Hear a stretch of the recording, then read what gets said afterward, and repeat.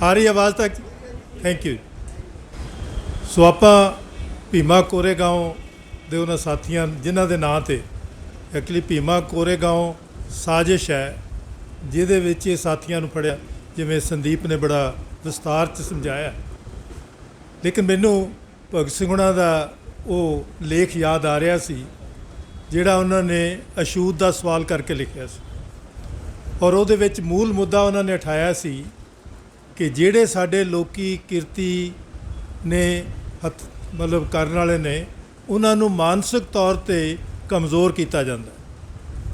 ਔਰ ਉਹਦੇ ਵਿੱਚ ਇਹ ਹੁੰਦਾ, ਉਹਨਾਂ ਨੇ ਕਿਹਾ, ਉਹਦੇ 'ਚ ਉਹਨਾਂ ਦਾ ਲਿਖਿਆ ਸੀ ਕਿ ਤੁਸੀਂ ਆਪਣੇ ਆਪ ਵਿੱਚ ਵਿਸ਼ਵਾਸ ਜਗਾਓ। ਤੁਹਾਡੇ ਮਨ 'ਤੇ ਅੱਜ ਜਿਹੜਾ ਹੈ ਇਹ ਤੁਸੀਂ ਨਹੀਂ ਹੈਗੇ। ਤੁਸੀਂ ਉਹ ਲੋਕ ਹੋ ਜਿਨ੍ਹਾਂ ਨੇ ਗੁਰੂ ਗੋਬਿੰਦ ਸਿੰਘ ਦੀਆਂ ਸਾਰੀਆਂ ਜੰਗਾਂ ਜਿੱਤੀਆਂ, ਜਿਨ੍ਹਾਂ ਨੇ ਸ਼ਿਵਾਜੀ ਦਾ ਹੈ ਜਿਹੜਾ ਹੈ ਉਹਦੀਆਂ ਜੰਗਾਂ ਜਿੱਤੀਆਂ, ਪਰ ਤੁਹਾਡਾ ਵਿਸ਼ਵਾਸ ਕਿੱਥੇ ਹੈ? ਇਹੀ ਗੱਲ ਭੀਮਾ ਕੋਰੇਗਾঁव ਨੂੰ ਲੈ ਕੇ ਬਾਬਾ ਸਾਹਿਬ ਅੰਬੇਦਕਰ ਨੇ ਕੁਝ ਸਾਲ ਪਹਿਲਾਂ ਕੀਤੀ ਕਿ ਸਾਨੂੰ ਨੀਵਾਂ ਕਿਉਂ ਰੱਖਿਆ ਗਿਆ ਜਦੋਂ ਕਿ ਅਸੀਂ ਵੀ ਉਨੇ ਹੀ ਜੁਝਾਰੂ ਲੋਕ ਸਾਂ, ਜਿਹਦੀ ਜੁਝਾਰੂ ਹੋਣ ਦੀ ਜਿਹੜੀ ਪ੍ਰਕਿਰਿਆ ਹੈ ਉਹ ਭੀਮਾ ਕੋਰੇਗਾঁव 'ਚ 1818 ਵਿੱਚ ਹੋਈ। ਤੋ ਇਸ ਕਰਕੇ ਇਹ ਜਿਹੜਾ ਹੁਣ ਮਨਾਇਆ ਗਿਆ ਸੀ ਉਹ 200 ਸਾਲਾ ਸੀ ਉਹਦਾ, ਔਰ 200 ਸਾਲਾਂ ਨੂੰ ਮਨਾਉਣ ਵਾਲੇ ਜਿਹੜੇ ਲੋਕ ਸਨ ਉਹ ਦੋ ਵੱਡੇ ਜੱਜ ਸਨ, ਇੱਕ ਸੁਪਰੀਮ ਕੋਰਟ ਦੇ ਰਿਟਾਇਰਡ ਜੱਜ ਅਤੇ ਇੱਕ ਬੰਬੇ ਹਾਈ ਕੋਰਟ ਦੇ ਜੱਜ। ਐਕਚੁਅਲੀ ਉਹਨਾਂ ਨੇ ਅਰੇਂਜ ਕੀਤਾ ਸੀ, ਲੇਕਿਨ ਉਹਨਾਂ ਨੂੰ ਲੱਗਾ ਕਿ ਇਹ ਇੱਥੋਂ ਆਪਣਾ ਵਿਸ਼ਵਾਸ ਲੈ ਰਹੇ ਨੇ, ਵਿਸ਼ਵਾਸ ਨੂੰ ਤੋੜਨ ਵਾਸਤੇ ਵੀ ਉਹਨੂੰ ਸਿੰਬਲ ਬਣਾਇਆ ਜਾਵੇ। ਔਰ ਇਹਦੀ ਇੱਕ ਐਗਜ਼ਾਮਪਲ, ਵੈਸੇ ਤਾਂ ਬਹੁਤ ਸਾਰੀਆਂ ਨੇ, ਜਿਵੇਂ ਸ਼ਹੀਦ ਭਗਤ ਸਿੰਘ ਹੁਣਾਂ 'ਤੇ ਜਦੋਂ ਟ੍ਰਿਬਿਊਨਲ ਦਾ ਕੇਸ ਸ਼ੁਰੂ ਕੀਤਾ ਗਿਆ ਉਹ 1 ਮਈ ਨੂੰ ਸ਼ੁਰੂ ਕੀਤਾ ਗਿਆ, ਕਿਉਂਕਿ ਉਹ ਕਿਰਤੀਆਂ ਕਿਸਾਨਾਂ ਮਜ਼ਦੂਰਾਂ ਦੇ ਹੱਕਾਂ ਦੀ ਗੱਲ ਕਰਦੇ ਸੀ। ਉਹ ਕਹਿੰਦੇ ਲਓ ਜੀ ਤੁਹਾਨੂੰ ਤੋਹਫਾ ਦਿੱਤਾ ਹੈ, 1 ਮਈ ਨੂੰ ਤੁਹਾਨੂੰ ਸਪੈਸ਼ਲ ਟ੍ਰਿਬਿਊਨਲ ਦੇ ਵਿੱਚ 6 ਮਹੀਨਿਆਂ ਵਿੱਚ ਅਸੀਂ ਤੁਹਾਡਾ ਨਿਪਟੇਰਾ ਕਰ ਦਿਆਂਗੇ। ਇਸੇ ਤਰ੍ਹਾਂ ਹੀ ਤੁਹਾਨੂੰ ਯਾਦ ਹੋਏਗਾ ਕਿ INA ਦਾ ਜਿਹੜਾ ਮੁਕੱਦਮਾ ਜਦੋਂ ਉਹਨਾਂ ਨੇ ਕਿਹਾ ਕਿ ਦਿੱਲੀ ਚਲੋ, ਔਰ ਮੁਕੱਦਮਾ ਜਦੋਂ ਚੱਲਿਆ ਉਹ ਲਾਲ ਕਿਲ੍ਹੇ ਵਿੱਚ ਚੱਲਿਆ, ਤਾਂ ਕਿ ਤੁਸੀਂ ਕਹਿੰਦੇ ਨਾ ਦਿੱਲੀ ਚਲੋ, ਪਰ ਉਲਟ ਇੱਦਾਂ ਪੈ ਗਿਆ ਕਿ ਉਹਨਾਂ ਨੇ 3 ਬੰਦੇ ਜਿਹੜੇ ਚੁਣੇ ਉਹ ਤਿੰਨੋਂ ਹਿੰਦੂ ਸਿੱਖ ਮੁਸਲਮਾਨ ਸੀ, ਢਿੱਲੋਂ, ਸਹਿਗਲ, ਸ਼ਾਹ ਨਵਾਜ਼। ਉਹ ਗੱਲ ਲੋਕਾਂ 'ਚ ਉਲਟ ਹੋ ਗਈ ਕਿ ਇਹ ਸਾਡੀ ਏਕਤਾ ਹੈ, ਅਸੀਂ ਪਹੁੰਚ ਗਏ। ਤੋ ਇਹੀ ਜਿਹੜਾ ਹੈ ਕਿ ਸਰਕਾਰਾਂ ਸਿੰਬਲ ਬਣਾਉਂਦੀਆਂ ਨੇ ਇੱਕ ਮੈਸੇਜ ਦੇਣ ਲਈ। ਔਰ ਇਹਦੇ ਨਾਲ ਹੀ ਇੱਕ ਚੀਜ਼ ਹੋਰ ਸਮਝਣ ਵਾਲੀ ਹੈ, ਇਹਦੇ ਤੋਂ ਪਹਿਲਾਂ ਜਦੋਂ ਇੱਥੇ BJP ਦੀ ਮਹਾਰਾਸ਼ਟਰ 'ਚ ਸਰਕਾਰ ਸੀ, ਉਹਨਾਂ ਨੇ ਕਿਤੇ ਆਰਡਰ ਕਰਵਾ ਦਿੱਤਾ ਕਿ ਅੱਗੇ ਤੋਂ ਕੋਈ ਵੀ ਆਪਣੇ ਆਪ ਨੂੰ ਦਲਿਤ ਨਹੀਂ ਕਹੇਗਾ, ਉਹ ਸ਼ਡਿਊਲ ਕਾਸਟ ਕਹੇਗਾ। ਹੁਣ ਦਲਿਤ ਅਤੇ ਸ਼ਡਿਊਲ ਕਾਸਟ ਤੁਸੀਂ ਡਿਫਰੈਂਸ ਸਮਝਦੇ? ਦਲਿਤ ਜਿਹੜਾ ਹੈ ਉਹ ਉਹਦੀ ਜਮਾਤੀ ਪਛਾਣ ਹੈ, ਡਿਪਰੈਸਡ ਕਲਾਸਿਸ। ਬਾਬਾ ਸਾਹਿਬ ਅੰਬੇਦਕਰ ਨੇ ਜਿਹੜਾ ਵਰਡ ਯੂਜ਼ ਕੀਤਾ ਸੀ ਉਹ ਡਿਪਰੈਸਡ ਕਲਾਸਿਸ ਦਾ ਕੀਤਾ ਸੀ। ਤੋ ਦਲਿਤ ਇੱਕ ਕਲਾਸ ਹੈ, ਉਹ ਸਾਰੇ ਲੋਕ ਜਿਨ੍ਹਾਂ ਨੂੰ ਵਿਰਵੇ ਕੀਤਾ ਗਿਆ ਪੈਦਾਵਾਰੀ ਸ਼ਕਤੀਆਂ ਤੋਂ, ਜਿਨ੍ਹਾਂ ਨੂੰ ਮਤਲਬ ਉਹ ਹੱਕ ਨਹੀਂ ਦਿੱਤੇ ਗਏ ਜਿਹਦੇ ਨਾਲ ਉਹ ਆਪਣਾ ਜੀਵਨ ਸਵਾਰ ਸਕਣ। ਲੇਕਿਨ ਜਦੋਂ ਸ਼ਡਿਊਲ ਕਾਸਟ ਕਹਾਂਗੇ ਫਿਰ ਅਸੀਂ ਵੀ ਜਾਤਾਂ 'ਚ ਵੰਡ ਜਾਂਦੇ। ਔਰ ਫਿਰ ਉਹ ਹੋਇਆ ਕਿ ਆਰਡਰ ਕਿਸੇ ਨੇ ਪਾਸ ਕਰਤਾ, ਫਾਈਲ 'ਚ ਪਿਆ ਰਿਹਾ, ਫਿਰ RSS ਦਾ ਕੋਈ ਬੰਦਾ ਹਾਈ ਕੋਰਟ ਚਲਾ ਗਿਆ ਕਿ ਦੇਖੋ ਜੀ ਇਹਨਾਂ ਨੇ ਆਹ ਆਰਡਰ ਪਾਸ ਕੀਤਾ ਹੋਇਆ, ਇਹਨੂੰ ਲਾਗੂ ਨਹੀਂ ਕਰਦੇ। ਹੁਣ ਜੱਜ ਕੀ ਕਹੇਗਾ ਜੀ ਲਾਗੂ ਕਰੋ। ਤੋ ਕਹਿਣ ਦਾ ਭਾਵ ਹੈ ਕਿ ਉਹ ਲੋਕ ਜਿਹੜੇ ਆਦਿਵਾਸੀ ਦਲਿਤ, ਅਗਰ ਉਹ ਆਪਣੇ ਪੈਰਾਂ 'ਤੇ ਆਪਣੇ ਆਪ 'ਚ ਸਵੈ ਵਿਸ਼ਵਾਸ ਪੈਦਾ ਕਰਦੇ ਨੇ ਅਤੇ ਉਹਨੂੰ ਤੋੜਨ ਦਾ ਜਿਹੜਾ ਹੈ ਉਹ ਉਹੀ ਤਰੀਕਾ ਹੈ ਕਿ ਤੁਸੀਂ ਉਹਨੂੰ ਸਿੰਬਲ ਬਣਾਓ। ਨਾਲ ਹੀ ਮੈਂ ਇਹਨੂੰ ਕਹਿੰਦਾ ਕਿ ਭਗਤ ਸਿੰਘ ਦਾ ਜਿਹੜਾ ਆਖਰੀ ਖਤ ਹੈ ਉਹ ਸਾਡੇ ਲਈ ਬਹੁਤ ਵੱਡੀ ਸਾਨੂੰ ਸਮਝਦਾਰੀ ਦਿੰਦਾ। 20 ਮਾਰਚ 1931 ਨੂੰ ਉਹਨਾਂ ਨੇ ਭਗਤ ਸਿੰਘ, ਰਾਜਗੁਰੂ ਸੁਖਦੇਵ ਨੇ ਗਵਰਨਰ ਦੇ ਨਾਂ ਇੱਕ ਚਿੱਠੀ ਲਿਖੀ ਕਿ ਜੀ ਤੁਹਾਡੀ ਅਦਾਲਤ ਨੇ ਸਾਡੇ ਉੱਤੇ ਅੰਗਰੇਜ਼ ਬਾਦਸ਼ਾਹ ਦੇ ਖਿਲਾਫ ਜੰਗ ਲੜਨ ਵਾਸਤੇ ਦੇ ਕਰਕੇ ਸਾਨੂੰ ਸਜ਼ਾ ਦਿੱਤੀ ਹੈ। ਤੋ ਜੇ ਭਾਈ ਅਸੀਂ ਜੰਗ ਲੜੀ ਹੈ ਅਤੇ ਕਹਿੰਦੇ ਵੀ ਅਸੀਂ ਇਹਨੇ ਚੰਦ ਨੌਜਵਾਨਾਂ ਨੇ ਇੰਨਾ ਵੱਡਾ ਕੰਮ ਕਰਤਾ ਕਿ ਆ ਸਾਮਰਾਜ ਦੇ ਖਿਲਾਫ ਅਸੀਂ ਜੰਗ ਲੜੀ, ਇਹ ਤਾਂ ਸ਼ਾਬਾਸ਼ ਦਿੰਦੇ ਅਸੀਂ ਆਪਣੇ ਆਪ ਨੂੰ। ਪਰ ਕਿਉਂਕਿ ਤੁਹਾਡੀ ਅਦਾਲਤ ਨੇ ਜੰਗ ਦੀ ਗੱਲ ਕੀਤੀ ਹੈ, ਉਹਦੀ ਤਸ਼ਰੀਹ ਕਰਨਾ ਬਹੁਤ ਜ਼ਰੂਰੀ, ਉਹਨੂੰ ਸਮਝਣਾ ਕਿਉਂਕਿ ਤੁਸੀਂ ਜੰਗ ਕਹਿੰਦੇ ਹੋ ਨਾ, ਉਹ ਕਹਿੰਦੇ ਨਾ ਇਹ ਜੰਗ ਸਾਡੇ ਨਾਲ ਸ਼ੁਰੂ ਹੋਈ ਹੈ, ਨਾ ਇਹ ਸਾਡੇ ਨਾਲ ਖਤਮ ਹੋਏਗੀ। ਇਹ ਜੰਗ ਉਦੋਂ ਤੱਕ ਚੱਲੇਗੀ ਜਦੋਂ ਤੱਕ ਜੰਗ ਦੇ ਹਾਲਾਤ ਕਾਇਮ ਨੇ। ਪਰ ਉਹ ਕਿਹੜੇ ਹਾਲਾਤ ਨੇ? ਜਦੋਂ ਤੱਕ ਕਿਸਾਨ ਨੂੰ ਉਹਦੀ ਮਿਹਨਤ ਦਾ ਫਲ ਨਹੀਂ ਮਿਲਦਾ, ਉਹ ਲੜੇਗਾ। ਜਦੋਂ ਤੱਕ ਮਜ਼ਦੂਰ ਨੂੰ ਉਹਦੀ ਮਿਹਨਤ ਨਹੀਂ ਮਿਲਦੀ, ਉਹ ਲੜੇਗਾ। ਜਦੋਂ ਤੱਕ ਦਲਿਤ ਨੂੰ ਸਮਾਜ ਵਿੱਚ ਸਨਮਾਨ ਨਹੀਂ ਮਿਲਦਾ, ਉਹ ਆਪਣੇ ਸਨਮਾਨ ਲਈ ਲੜੇਗਾ। ਔਰ ਨਾਲ ਹੀ ਉਹਨਾਂ ਨੇ ਜਿਹੜੀ ਗੱਲ ਕਹੀ ਕਿ ਜਦੋਂ ਤੱਕ ਕੁਦਰਤੀ ਸਰੋਤ ਲੁੱਟੇ ਜਾਂਦੇ ਰਹਿਣਗੇ, ਉਹਨਾਂ ਚਿਰ ਤੱਕ ਲੋਕ ਲੜਨਗੇ। ਆਦਿਵਾਸੀ ਇਸ ਕਰਕੇ ਲੜ ਰਹੇ ਆ। ਹੁਣ ਕੱਲ੍ਹ ਹੀ ਸੁਪਰੀਮ ਕੋਰਟ ਨੇ 10,000 ਘਰਾਂ ਨੂੰ ਤਬਾਹ ਕਰਨ ਦਾ ਹੁਕਮ ਦੇ ਦਿੱਤਾ ਕਿ ਜੀ ਇਹ ਸਾਡਾ ਜੰਗਲ ਹੈ। ਇਹ ਜੰਗਲ 'ਚ ਆਣ ਕੇ ਬੈਠੇ ਹੋਏ ਸੀ। ਫਰੀਦਾਬਾਦ ਦੀ ਗੱਲ, ਜੰਗਲ ਕੋ ਦੂਰ ਦਾ ਉਹ ਜੰਗਲ ਨਹੀਂ ਹੈ ਛੱਤੀਸਗੜ੍ਹ ਵਾਲਾ। ਕਹਿੰਦੇ ਜੀ ਇਹਨਾਂ ਨੂੰ ਸਾਡਾ ਜੰਗਲ ਖਾਲੀ ਕਰਨਾ ਚਾਹੀਦਾ। ਉਹ ਆਇਆ, ਪਰ ਕੋਈ ਉਹਨਾਂ ਦਾ, ਉਹ 20 ਸਾਲ ਤੋਂ ਅਗਰ ਉੱਥੇ ਨੇ ਤੇ ਉਹਨਾਂ ਦਾ ਰਹਿਣ ਦਾ ਇੰਤਜ਼ਾਮ ਵੀ ਤੁਹਾਡੀ ਜ਼ਿੰਮੇਵਾਰੀ ਬਣਦੀ। ਹੁਣ ਜਿਹੜਾ ਬੰਦਾ ਉਹਦੇ ਹੱਕ 'ਚ ਬੋਲੇਗਾ, ਉਹ ਸਰਕਾਰ ਲਈ ਖਤਰਾ ਹੋਏਗਾ, ਕਿਉਂਕਿ ਉਹ ਜੰਗਲ ਨੂੰ ਇਹਨਾਂ ਨੇ ਕੋਈ ਜੰਗਲ ਬਣਾਉਣਾ, ਇਹ ਉਹਨੂੰ ਕਿੱਦਾਂ ਇਹਨਾਂ ਨੇ ਗਾਂਹ ਵਰਤਣਾ, ਉਹਦੇ ਉੱਤੇ ਮਤਲਬ ਹੋਏਗੀ। ਤਾਂ ਇਸ ਕਰਕੇ ਜਦੋਂ ਅਸੀਂ ਇਹ UAPA, ਔਰ ਇਹ ਹੈ ਕਿ ਇਹ ਜਿਹੜੀ ਜੰਗ ਹੈ, ਮੈਂ ਇਹਨੂੰ ਕਹਿੰਦਾ ਕਿ ਐਕਚੁਅਲੀ ਇਹ ਬੜਾ ਅਜੀਬ ਯੁੱਗ ਹੈ। ਅੰਗਰੇਜ਼ ਲੜਦਾ ਸੀ ਤੇ ਉਹਦੀ ਕੋਈ ਜਵਾਬਦੇਹੀ ਇੰਗਲੈਂਡ 'ਚ ਹੁੰਦੀ ਸੀ। ਲੋਕ ਉੱਥੇ ਉਹਨੂੰ ਕੋਈ ਨਾ ਕੋਈ ਰੌਲਾ ਪੈਂਦਾ ਸੀ, ਫਿਰ ਉਹਦਾ ਇੱਕ ਬੈਲੈਂਸ ਹੁੰਦਾ ਸੀ।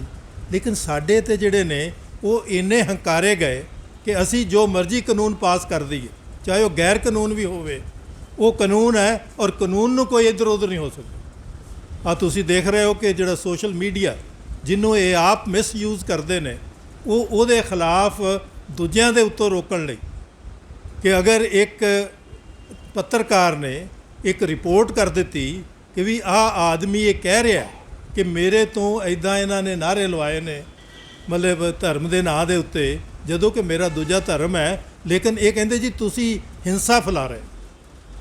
ਤੀਸਰੀ ਜਿਹੜੀ ਗੱਲ ਸਮਝਣ ਵਾਲੀ ਹੈ ਕਿ ਇਹ ਬੜਾ ਅਜੀਬ ਹੋ ਰਿਹਾ ਕਿ ਜਿਹੜਾ ਗੁਨਾਹਗਾਰ ਹੈ ਉਹ ਤਾਂ ਫਿਰਦਾ ਦਮਦਮੇ ਮਾਰਦਾ, ਔਰ ਜਿਹਦੇ ਉੱਤੇ ਜ਼ੁਲਮ ਹੋਇਆ ਹੈ ਉਹਨੂੰ ਹੀ ਗੁਨਾਹਗਾਰ ਬਣਾਇਆ ਜਾ ਰਿਹਾ। ਜਿੱਦਾਂ ਕਿਸਾਨ ਵੀ ਹੈ, ਆਪਾਂ ਕਿਸਾਨੀ ਸਾਰੀ ਗੁਨਾਹਗਾਰ ਹੋ ਗਈ ਕਿਉਂਕਿ ਆਪਾਂ ਇੱਕ ਮੁੱਦੇ ਦੀ ਗੱਲ ਕੀਤੀ, ਔਰ ਉਸ ਮੁੱਦੇ ਦੀ ਗੱਲ ਜਿਹਦੇ 'ਤੇ ਮੈਂ ਤੁਹਾਨੂੰ ਥੋੜ੍ਹਾ ਜਿਹਾ ਮਤਲਬ ਅੱਜ ਚਾਨਣਾ ਪਾਉਣ ਦੇਵਾਂਗਾ। ਔਰ ਦੂਜੇ ਬੰਨੇ ਉਹਨਾਂ ਸਾਰਿਆਂ ਨੂੰ ਦਿੱਲੀ ਦੰਗੇ ਜਿਹੜੇ ਹੋਏ, ਨਾਰਥ ਈਸਟ ਦਿੱਲੀ ਵਾਲੇ ਕਹਿੰਦੇ ਨੇ, ਉਹਦੇ 'ਚ ਘਰ ਜਲੇ ਮੁਸਲਮਾਨਾਂ ਦੇ, ਜਲਾਉਣ ਵਾਲੇ ਵੀ ਪਤਾ ਨੇ ਕੌਣ ਨੇ, ਕੌਣ ਭੜਕਾ ਰਿਹਾ ਸੀ ਉਹ ਬਕਾਇਦਾ ਨਾਲ ਹੈ, ਲੇਕਿਨ ਉਹਨਾਂ 'ਤੇ ਕੋਈ ਕਾਰਵਾਈ ਨਹੀਂ। ਲੇਕਿਨ ਉਹ ਜਾਮੀਆ ਮਿਲੀਆ ਦੇ ਸਟੂਡੈਂਟਸ, ਉਹ JNU ਦੇ ਸਟੂਡੈਂਟਸ, ਉਹਨਾਂ ਸਾਰਿਆਂ 'ਤੇ ਕਿ ਜੀ ਇਹ ਦੰਗੇ ਭੜਕਾ ਰਹੇ ਸੀ। ਜਿਹੜਾ ਕੱਲ੍ਹ ਮਤਲਬ ਹੈ ਕਿ ਥੋੜ੍ਹਾ ਬਹੁਤ ਤੇ ਉਹ ਕਹਿੰਦੇ ਨਾ ਵੀ ਇੱਕ ਵਾਰੀ ਰਾਧਾ ਕ੍ਰਿਸ਼ਨ ਨੇ ਕਿਹਾ ਸੀ ਕਿ ਆਮ ਤੌਰ 'ਤੇ ਲੋਕ ਕਹਿੰਦੇ ਨੇ ਕਿ ਡੁੱਲੇ ਦੁੱਧ 'ਤੇ ਰੋਣ ਦਾ ਕੀ ਫਾਇਦਾ ਹੈ।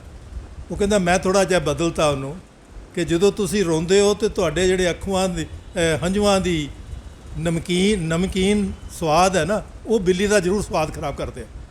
ਤੋ ਆਪਾਂ ਜਦੋਂ ਆਵਾਜ਼ ਉਠਾ ਰਹੇ ਹਾਂ ਉਹ ਕਿਤੇ ਨਾ ਕਿਤੇ ਕਿਸੇ ਦੇ ਕੰਨ 'ਚ ਤੇ ਪੈ ਰਹੀ, ਕਿਉਂਕਿ ਆ ਜਿਹੜਾ ਤਿੰਨਾਂ ਉਹਨਾਂ ਸਾਡੇ ਸਾਥੀਆਂ 'ਤੇ ਜਿਨ੍ਹਾਂ ਨੂੰ ਸਿਰਫ ਇਸ ਕਰਕੇ ਜੀ ਇਹ ਦਿੱਲੀ ਦੰਗੇ ਭੜਕਾਉਣ ਵਾਲੇ ਸੀ, ਔਰ ਜਿੰਨੀ ਤੜਫ ਲੱਗੀ ਹੈ ਕਿ ਆਪਾਂ ਕਹਿੰਦੇ ਨਾ ਮਿਰਚਾਂ ਲੱਗੀਆਂ ਨੇ, ਔਰ ਉਸ ਤੋਂ ਲੱਗੀਆਂ ਕਿ ਤੁਸੀਂ UAPA ਵਿੱਚ ਇੱਕ 15ਵੀਂ ਕਲਾਸ ਹੈ ਜਿਹੜੀ ਟੈਰਰਿਜ਼ਮ ਡਿਫਾਈਨ ਕਰਦੀ ਵੀ ਟੈਰਰਿਜ਼ਮ ਕੌਣ ਹੋ, ਟੈਰਰਿਸਟ ਕੌਣ ਹੋ। ਕਹਿੰਦੇ ਇਹਦੀ ਪਰਿਭਾਸ਼ਾ ਤੁਸੀਂ ਦਿੱਤੀ ਨਹੀਂ। ਹਰ ਬੰਦੇ ਨੂੰ ਫੜ ਕੇ ਤੁਸੀਂ ਕਹਿ ਦਿਓ ਜੀ ਟੈਰਰਿਸਟ ਹੈ, ਔਰ ਉਹਦੇ ਤੋਂ ਬਾਅਦ ਉਹ ਕਿੰਨੇ ਸਾਲ ਜੇਲ੍ਹ 'ਚ ਰਹੇਗਾ ਉਹਦੀ ਇੱਕ ਹੀ ਐਗਜ਼ਾਮਪਲ ਹੈ, ਕਿਉਂਕਿ ਇਹ ਕੋਈ ਹੁਣ ਨਵਾਂ ਨਹੀਂ ਹੋ ਰਿਹਾ।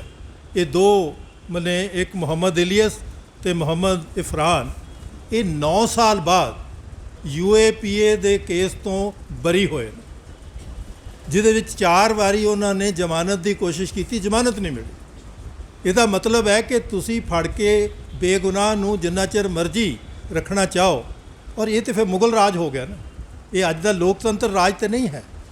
ਲੋਕਤੰਤਰ ਵਿੱਚ ਔਰ ਇਹਨਾਂ ਨੇ ਜਿਹੜਾ ਉਲਟਾ ਕਰਤਾ ਉਹ ਅਸੀਂ ਕੱਲ੍ਹ ਇਹ ਹੁੰਦਾ ਸੀ ਕਿ ਬੰਦਾ ਗੁਨਾਹਗਾਰ ਨਹੀਂ ਬੇਗੁਨਾਹ ਆ ਜਿੰਨਾ ਚਿਰ ਤੱਕ ਅਦਾਲਤ ਉਹਨੂੰ ਗੁਨਾਹਗਾਰ ਨਾ ਕਹਿ ਦੇ, ਇਹ ਇਸ 'ਤੇ ਚੱਲਦੀ ਸੀ। ਲੇਕਿਨ ਉਹਨਾਂ ਨੇ ਉਲਟ ਕਰਤਾ ਕਿ ਅਸੀਂ ਤੁਹਾਨੂੰ ਗੁਨਾਹਗਾਰ ਕਹਿ ਦਿੱਤਾ ਹੈ, ਹੁਣ ਤੁਸੀਂ ਸਬੂਤ ਕਰੋ ਕਿ ਤੁਸੀਂ ਬੇਗੁਨਾਹ ਹੋ, ਅਤੇ ਅਦਾਲਤ ਦੇਖੇਗੀ ਕਿ ਤੁਸੀਂ ਬੇਗੁਨਾਹ ਹੈਗੇ ਕਿ ਨਹੀਂ। ਇਹਦਾ ਮਤਲਬ ਹੈ ਕਿ ਕਿਸੇ ਵੀ ਬੰਦੇ ਨੂੰ, ਔਰ ਉਹਦਾ ਮਤਲਬ ਕੀ ਹੈ ਕਿ ਜੰਗ ਕਿਵੇਂ ਲੜੀ ਜਾ ਰਹੀ ਹੈ। ਮੈਂ ਤੁਹਾਨੂੰ ਥੋੜ੍ਹੀ ਜਿਹੀ ਐਗਜ਼ਾਮਪਲਸ ਕਿ ਜਿੰਨੀਆਂ ਨੀਤੀਆਂ ਬਣੀਆਂ ਹੋਈਆਂ, ਮੇਰੇ ਮਨ 'ਚ ਆ ਰਿਹਾ ਸੀਗਾ ਕਿ ਇਹ ਪਲੈਨਿੰਗ ਕਿਉਂ ਛੱਡ ਦਿੱਤੀ ਇਹਨਾਂ ਨੇ।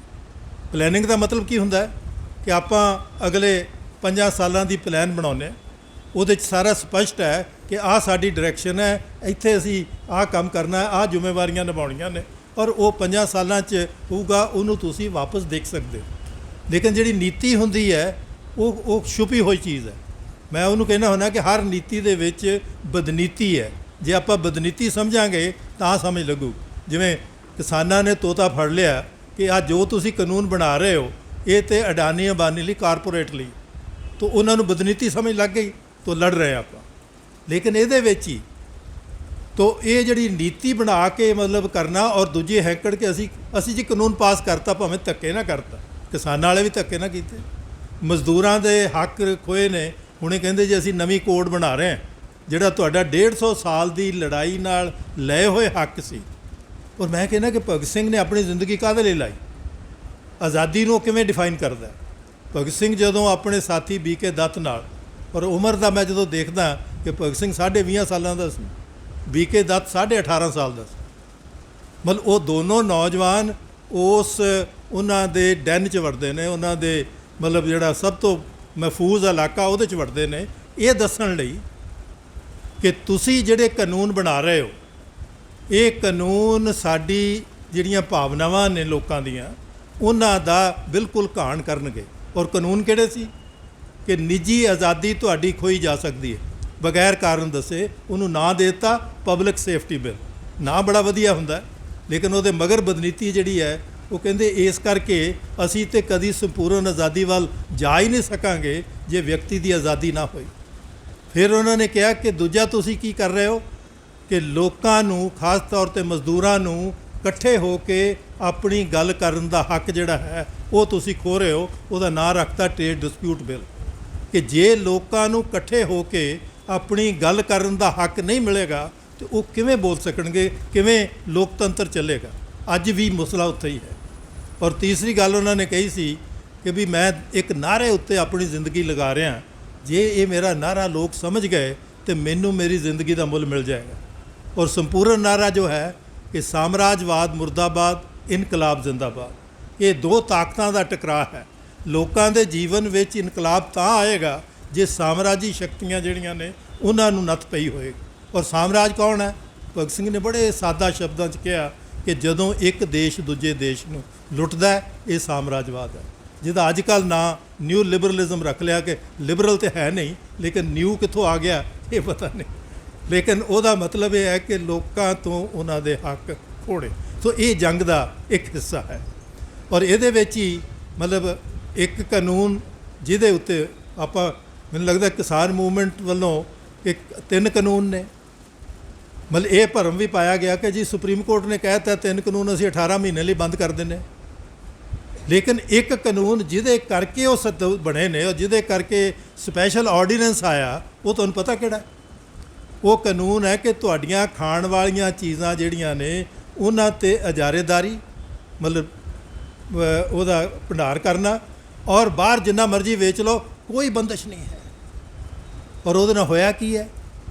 ਆਪਾਂ ਮੇਰਾ ਖਿਆਲ ਘਰ ਵਿੱਚ 100 ਰੁਪਏ ਗੰਢੇ ਖਾਧੇ ਨੇ, 60 ਰੁਪਏ ਆਲੂ ਖਾਧੇ ਨੇ।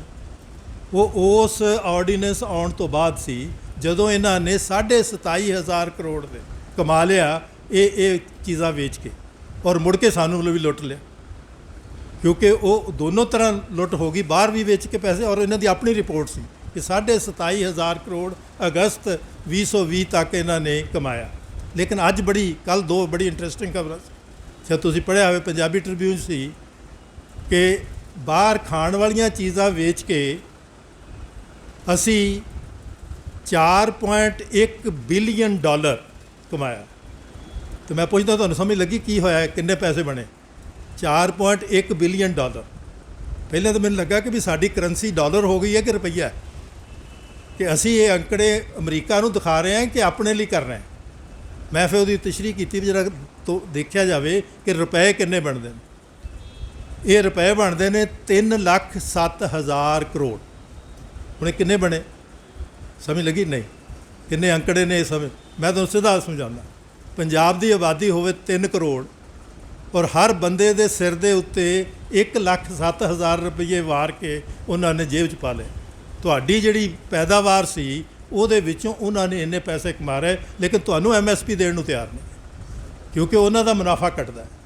ਤਾਂ ਇਹ ਜਿਹੜੀ ਜੰਗ ਹੈ ਕਿ ਇੱਕ ਬੰਨੇ, ਔਰ ਜੰਗ ਦਾ ਹੁੰਦਾ ਕਮਜ਼ੋਰ ਕਿਵੇਂ ਕਰਨਾ। ਤੁਸੀਂ ਜੇ ਲਗਾਤਾਰ ਨੀਤੀਆਂ ਦੇਖੋ, ਔਰ ਮੈਨੂੰ ਮਤਲਬ ਬੜਾ ਆ ਰਿਹਾ ਸੀ ਕਿ ਸ਼ਾਇਦ ਤੁਹਾਨੂੰ ਯਾਦ ਹੋਵੇ ਕਿ ਨਾ ਹੋਵੇ, ਜਿੱਦਣ ਨੋਟਬੰਦੀ ਕੀਤੀ ਉਸ ਤੋਂ ਬਾਅਦ ਮੋਦੀ ਕਹਿ ਰਿਹਾ ਸੀ ਮੇਰੇ ਕੋਲ ਅਜੇ ਬੜੇ ਵਿਚਾਰ ਨੇ। ਵਿਚਾਰ ਕਾਹਦੇ ਨੇ? ਕਿ ਤੁਹਾਨੂੰ ਹੋਰ ਕਿਵੇਂ ਕਰਨਾ। ਨੋਟਬੰਦੀ ਨੇ ਸਾਡੇ ਘਰ ਦੀ ਸੁਰੱਖਿਆ ਖਤਮ ਕਰਤੀ, ਸਰਕਾਰ ਦੀ ਸੁਰੱਖਿਆ ਤੋਂ ਬਾਅਦ ਘਰ ਕਿੱਦਾਂ ਚੱਲਦਾ ਸੀ ਮੇਰੀਆਂ ਮਾਵਾਂ ਭੈਣਾਂ ਜਾਣਦੀਆਂ ਨੇ। ਮੈਨੂੰ ਵੀ ਪਤਾ ਹੈ ਕਿ ਜਦੋਂ ਸਾਡੀ ਮਾਂ ਨੇ ਜਾਂ ਦਾਦੀ ਨੇ ਨਾਨੀ ਨੇ ਸੰਦੂਕ ਫੋਲਣਾ ਤੇ ਉਹਦੇ ਵਿੱਚ ਸਾਡਾ ਧਿਆਨ ਹੁੰਦਾ ਸੀ, ਕਿਉਂਕਿ ਉਹ 'ਚੋਂ ਪੈਸੇ ਮਿਲਦੇ ਸੀ, ਕਿਉਂਕਿ ਉਹ ਜਿਹੜਾ ਇਹ ਬੱਚਤ ਕਰਕੇ ਰੱਖਦੀ ਸੀ ਇਹਦੇ ਨਾਲ ਘਰ ਚੱਲਦਾ ਸੀ। ਔਰ ਇਹ ਗੱਲ ਵਰਲਡ ਬੈਂਕ ਨੇ ਬਹੁਤ ਪਹਿਲਾਂ ਕਹੀ ਜਦੋਂ ਇਹ ਨਵੀਂ ਮੰਡੀਕਰਨ ਸ਼ੁਰੂ ਹੋਇਆ। ਉਹ ਕਹਿੰਦੇ ਜੀ ਹਿੰਦੁਸਤਾਨ ਵਿੱਚ 45% ਲੋਕ ਨੇ ਜਿਹੜੇ 7 ਦਿਨ ਸਾਲ ਵਿੱਚ ਮੰਡੀ 'ਚੋਂ ਖਰੀਦ ਕਰਦੇ ਨੇ, ਔਰ ਉਹ ਉਸ ਬੱਚਤ 'ਚ ਹੁੰਦੀ ਸੀ, ਲੇਕਿਨ ਉਹ ਬੱਚਤ ਖੋਲੀ। ਇਹਦਾ ਮਤਲਬ ਹੈ ਕਿ ਸਾਡੇ ਘਰ ਕਮਜ਼ੋਰ ਕਰਤੇ। ਕਰੋਨਾ ਜਿਹੜਾ ਹੈਗਾ ਉਹ ਤਾਂ ਆ ਰਿਹਾ ਸੀ ਹਵਾਈ ਜਹਾਜ਼ 'ਤੇ ਚੜ੍ਹ ਕੇ, ਆ ਹੁਣ ਵਾਲਾ ਨਹੀਂ। ਹੁਣ ਤਾਂ ਅਸੀਂ ਆਪਣਾ ਪੈਦਾ ਕਰ ਲਿਆ, ਲੇਕਿਨ ਜਦੋਂ ਹਵਾਈ ਜਹਾਜ਼ 'ਤੇ ਚੜ੍ਹ ਕੇ ਆ ਰਿਹਾ ਸੀ ਕਿਸੇ ਨੇ ਅੱਡੇ 'ਤੇ ਨਹੀਂ ਰੋਕਿਆ, ਲੇਕਿਨ ਉਲਟਾ ਤੁਹਾਨੂੰ 2 ਮਹੀਨੇ ਵਾਸਤੇ ਕੈਦ ਕਰਤਾ ਕਿ ਘਰੋਂ ਬਾਹਰ ਨਾ ਨਿਕਲਿਓ, ਪਤਾ ਨਹੀਂ ਬਾਜ਼ਾਰ 'ਚ ਕੀ ਫਿਰ ਰਿਹਾ। ਔਰ ਉਹਦਾ ਅਸਰ ਕੀ ਹੋਇਆ ਕਿ ਜਿਹੜੀ ਬੱਚਤ ਸਾਡੇ ਮਜ਼ਦੂਰਾਂ ਭਰਾਵਾਂ ਕੋਲ ਸੀ, ਆਪਣੇ ਘਰਾਂ ਵਿੱਚ ਵੀ ਸੀ, ਉਹ 2 ਮਹੀਨਿਆਂ 'ਚ ਆਪਾਂ ਖਾ ਲਈ। ਔਰ ਉਹਦੇ ਤੋਂ ਬਾਅਦ ਉਹ ਮਜ਼ਦੂਰ ਜਿਹੜੇ ਨੇ ਉਹ ਵਿਚਾਰੇ ਗਲੀਆਂ 'ਚ ਆ ਗਏ। ਮੈਂ ਕਿਹਾ ਪਰ ਉਹਨੇ ਬੜੀ ਬਹਾਦਰ ਕੁੜੀਆਂ ਵੀ ਪੈਦਾ ਕੀਤੀਆਂ। ਉਹ ਕੁੜੀ ਨੂੰ ਸਲਾਮ ਹੈ ਜਿਹੜੀ 800 ਮੀਲ ਆਪਣੇ ਫਾਦਰ ਨੂੰ ਸਾਈਕਲ 'ਤੇ ਬਿਠਾ ਕੇ, ਜਿਹੜਾ ਬਿਮਾਰ ਸੀ, ਉਹਨੂੰ ਬਿਹਾਰ ਲੈ ਗਈ। ਲੇਕਿਨ ਮਤਲਬ ਇਹ ਸੀਗਾ ਕਿ ਉਹ ਕਮਜ਼ੋਰ ਕਰਤੇ। ਔਰ ਉਸ ਤੋਂ ਬਾਅਦ ਹੁਣ ਅਗਲਾ ਹਮਲਾ ਕੀਤਾ ਕਿ ਮਜ਼ਦੂਰਾਂ ਦੇ ਸਾਰੇ ਹੱਕ ਖੋਹ ਲੈ। ਮਜ਼ਦੂਰਾਂ ਦੇ ਹੱਕ, ਔਰ ਤੁਹਾਨੂੰ ਪਤਾ ਕਿ ਮਿਨੀਮਮ ਤਨਖਾਹ ਜਿਹੜੀ ਰੱਖੀ ਗਈ ਹੈ ਇਹ ਨਵੀਂ ਕੋਡ ਵਿੱਚ, ਉਹ ਕਿੰਨੀ ਹੈ ਮਜ਼ਦੂਰ ਦੀ?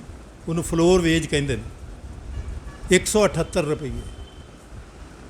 ਜਦੋਂ ਕਿ ਕੇਰਲਾ ਨੇ ਸ਼ਾਇਦ ਮਤਲਬ ਕੱਲ੍ਹ ਹੀ ਅਨਾਊਂਸ ਕੀਤਾ ਹੈ ਕਿ 8 ਘੰਟੇ ਦਾ 700 ਰੁਪਏ ਮਿਨੀਮਮ ਵੇਜ ਹੋਏਗੀ। ਮਿਨੀਮਮ ਵੇਜ ਹੈ ਨਹੀਂ। ਦੂਜੇ ਬੰਨੇ ਹੈ ਕਿ ਖਾਣ ਵਾਲੀਆਂ ਚੀਜ਼ਾਂ ਦੇ ਭਾਅ ਵਧਣਗੇ, ਔਰ ਮੇਰਾ ਖਿਆਲ ਉਹਦਾ ਅਸਰ ਘਰ 'ਚ ਪਹੁੰਚ ਗਿਆ।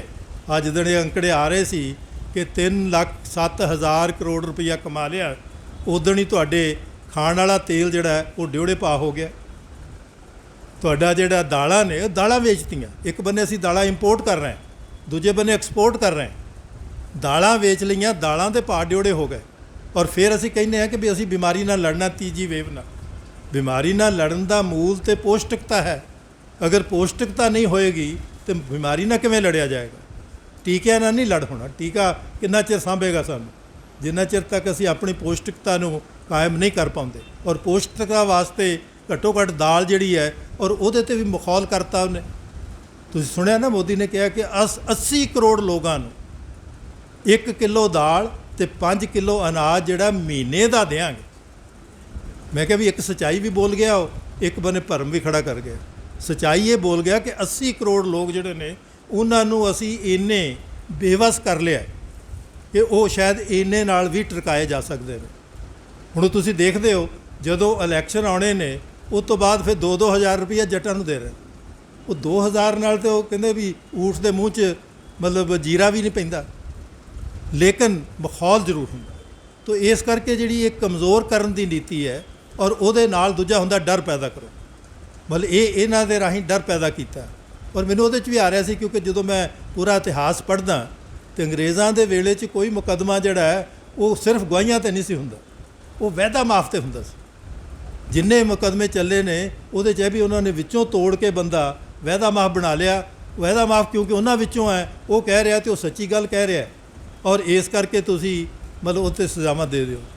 ਇਹ ਭੀਮਾ ਕੋਰੇਗਾঁव 'ਚ ਜਿਹੜੀ ਇੱਕ ਹੋਰ ਬਹੁਤ ਸਲਿਊਟ ਹੈ ਇਹਨਾਂ ਨੂੰ, ਕਿ ਉਹਨਾਂ ਨੇ ਉਹ ਜਿਹੜੇ ਕਬੀਰ ਮਤਲਬ ਗੀਤ ਮੰਡਲੀ ਵਾਲੇ ਲੋਕ ਸੀਗੇ, ਹੈਂ ਜੀ, ਕਬੀਰ ਕਲਾ ਮੰਚ ਵਾਲੇ, ਉਹ ਨੌਜਵਾਨ ਮੁੰਡੇ ਸੀ।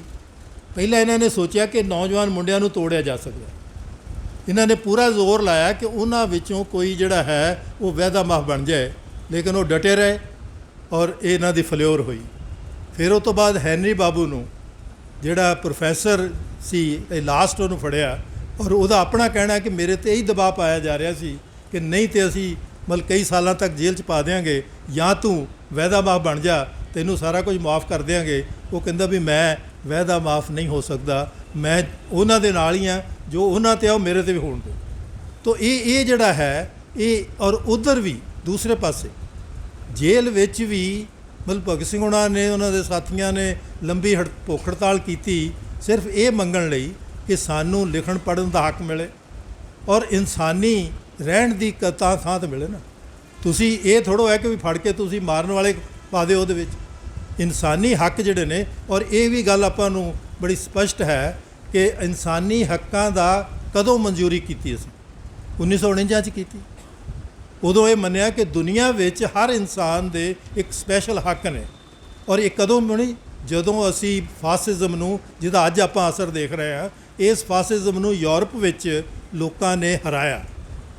ਔਰ ਅੱਜ ਦੇਖੋ ਦੀ ਕਮਾਲ ਹੈ ਕਿ ਜਰਮਨ ਸਭ ਤੋਂ ਵੱਡਾ ਫਾਸਿਜ਼ਮ ਦਾ ਸੀ, ਲੇਕਿਨ ਉਹਨਾਂ ਨੇ 2 ਇਲਾਜ ਕੀਤੇ ਉਹਦੇ ਕਿ ਜੇ ਇਹਨੂੰ ਆਪਾਂ ਜੜ੍ਹੋਂ ਖਤਮ ਕਰਨਾ ਹੈ ਤੇ ਜਿਹੜੀ ਤੁਹਾਡੀ ਵਿੱਦਿਆ ਹੈ ਉਹ ਪਹਿਲੀ ਜਮਾਤ ਤੋਂ ਲੈ ਕੇ PhD ਤੱਕ ਵਿਦ ਰਹਿਣ, ਉਹਦਾ ਰੈਜ਼ੀਡੈਂਸ ਵੀ ਫ੍ਰੀ ਹੈ। ਮਤਲਬ ਜਰਮਨ ਵਾਲਿਆਂ ਨੇ ਵਿੱਦਿਆ ਫ੍ਰੀ ਕੀਤੀ ਕਿ ਵੀ ਜੇ ਫਾਸਿਜ਼ਮ ਨੂੰ ਖਤਮ ਕਰਨਾ ਹੈ ਤੇ ਵਿੱਦਿਆ ਨੂੰ ਜਿਹੜਾ ਹੈ ਹਰ ਆਦਮੀ ਤੱਕ ਪਹੁੰਚਦੀ ਕਰੋ, ਜਿੱਥੋਂ ਤੱਕ ਵੀ ਉਹ ਪਹੁੰਚ ਸਕੇ। ਔਰ ਇਸ ਮਤਲਬ ਰਿਆਸਤ ਦੀ ਜ਼ਿੰਮੇਵਾਰੀ ਹੈ, ਸਟੇਟ ਦੀ ਜ਼ਿੰਮੇਵਾਰੀ ਹੈ ਕਿ ਉਹ ਬੱਚਿਆਂ ਨੂੰ ਫ੍ਰੀ ਐਜੂਕੇਸ਼ਨ ਦੇਵੇ। ਉਹਦਾ ਅਸਰ ਹੀ ਹੋਇਆ ਕਿ ਜਿੰਨਾ ਹੈਲਥ ਸਿਸਟਮ ਹੈ ਉਹ ਪਬਲਿਕ ਹੈਲਥ ਸਿਸਟਮ ਆਇਆ। ਇੰਗਲੈਂਡ ਨੇ ਨੈਸ਼ਨਲ ਹੈਲਥ ਸਕੀਮ ਚਲਾਈ, ਕੈਨੇਡਾ ਜਿਹੜਾ ਹੈ ਉਹ ਦਿੰਦਾ, ਜਰਮਨ ਦਿੰਦਾ, ਸਾਰਾ ਯੂਰਪ ਦਿੰਦਾ। ਤੋ ਫਾਸਿਜ਼ਮ ਜਿਹੜੀ ਹੈ ਉਹਦਾ ਇਲਾਜ ਇਹਨਾਂ 2 ਚੀਜ਼ਾਂ 'ਚ ਹੀ ਪਿਆ ਹੋਇਆ। ਔਰ ਇਹਨਾਂ ਨੇ ਕੀ ਕੀਤਾ ਇਹਨਾਂ ਦਿਨਾਂ ਵਿੱਚ ਹੀ, ਖਾਸ ਤੌਰ 'ਤੇ ਜਿਹੜੇ ਟੀਚਰ ਸਾਹਿਬਾਨ ਔਰ ਅਸੀਂ ਸਾਰੇ ਪੇਰੈਂਟ ਵੀ, ਕਿ ਇਹਨਾਂ ਨੇ ਇੱਕ ਨੈਸ਼ਨਲ ਐਜੂਕੇਸ਼ਨ ਪਾਲਿਸੀ ਡਿਕਲੇਅਰ ਕਰਤੀ। ਜਦੋਂ ਉਹਨੂੰ ਪੁੱਛਿਆ ਕਿ ਤੁਸੀਂ ਸਾਡੇ ਨਾਲ ਗੱਲ ਤਾਂ ਕੀਤੀ ਨਹੀਂ, ਕਿਸੇ ਨੂੰ ਪੁੱਛਿਆ ਨਹੀਂ, ਕਹਿੰਦੇ ਜੀ ਇੱਦਾਂ ਥੋੜ੍ਹਾ ਹੁੰਦਾ, ਪਾਲਿਸੀ ਬਣ ਜਾਂਦੀ ਹੈ। ਡਿਫੈਂਸ ਪਾਲਿਸੀ ਅਸੀਂ ਲੋਕਾਂ ਨਾਲ ਥੋੜ੍ਹਾ ਵਿਚਾਰ ਕਰਦੇ ਹਾਂ। ਮਤਲਬ ਡਿਫੈਂਸ ਪਾਲਿਸੀ ਅਤੇ ਐਜੂਕੇਸ਼ਨ ਪਾਲਿਸੀ ਇੱਕ ਚੀਜ਼ ਹੈ। ਫੋਰਨ ਪਾਲਿਸੀ ਲਈ ਅਸੀਂ ਥੋੜ੍ਹਾ ਲੋਕਾਂ ਨਾਲ ਵਿਚਾਰ ਕਰਦੇ ਹਾਂ, ਇਹਦੇ ਮਤਲਬ ਮੋਦੀ ਦੇ ਆਪਣੇ ਸ਼ਬਦ ਨੇ। ਲੇਕਿਨ ਨੈਸ਼ਨਲ ਐਜੂਕੇਸ਼ਨ ਪਾਲਿਸੀ ਕੀ ਹੈ ਕਿ ਅਖੀਰ 'ਤੇ ਤੁਹਾਡੇ ਬੱਚਿਆਂ ਨੂੰ ਪੜ੍ਹਾਈ ਨਹੀਂ ਦਿੱਤੀ ਜਾਏਗੀ। ਔਰ ਤੁਸੀਂ ਦੇਖਿਆ ਹੋਣਾ ਵਿੱਚ ਇੱਕ, ਕਿਉਂਕਿ ਜਦੋਂ ਦਲਿਤਾਂ ਦਾ ਸਵਾਲ ਆਉਂਦਾ ਹੈ, ਪਿੱਛੇ ਸਾਰੇ ਜਿਹੜੇ ਦਲਿਤਾਂ ਨੂੰ ਮਿਲਣ ਵਾਲੇ ਵਜ਼ੀਫੇ ਸੀ ਉਹ ਇੱਕ ਇੱਕ ਕਰਕੇ ਇਹਨਾਂ ਨੇ ਘਟਾਉਣੇ ਸ਼ੁਰੂ ਕਰਤੇ ਔਰ ਬਹੁਤ ਸਾਰੇ ਡਿਲੀਵਰ ਹੀ ਨਹੀਂ ਹੋਏ। ਉਹਦਾ ਰੌਲਾ ਪੈ ਰਿਹਾ। ਪੰਜਾਬ ਨੇ ਵੀ ਮਤਲਬ ਬੱਚੇ ਜਿਹੜੇ ਨੇ ਉਹ ਗਏ, ਉਹਨਾਂ ਨੂੰ ਉਹਨਾਂ ਦੀਆਂ ਫੀਸਾਂ ਦੇਣੀਆਂ ਸੀ, ਲੇਕਿਨ ਉਹ ਇੰਸਟੀਟਿਊਸ਼ਨਸ ਜਿਹੜੇ ਨੇ ਉਹ ਚੀਕ ਰਹੇ ਨੇ ਕਿ ਵੀ ਤੁਸੀਂ ਸਾਨੂੰ ਫੀਸਾਂ ਦਿੱਤੀਆਂ ਨਹੀਂ। ਈਵਨ ਦਾਖਲੇ ਦੀ ਫੀਸ ਨਹੀਂ ਦਿੱਤੀ।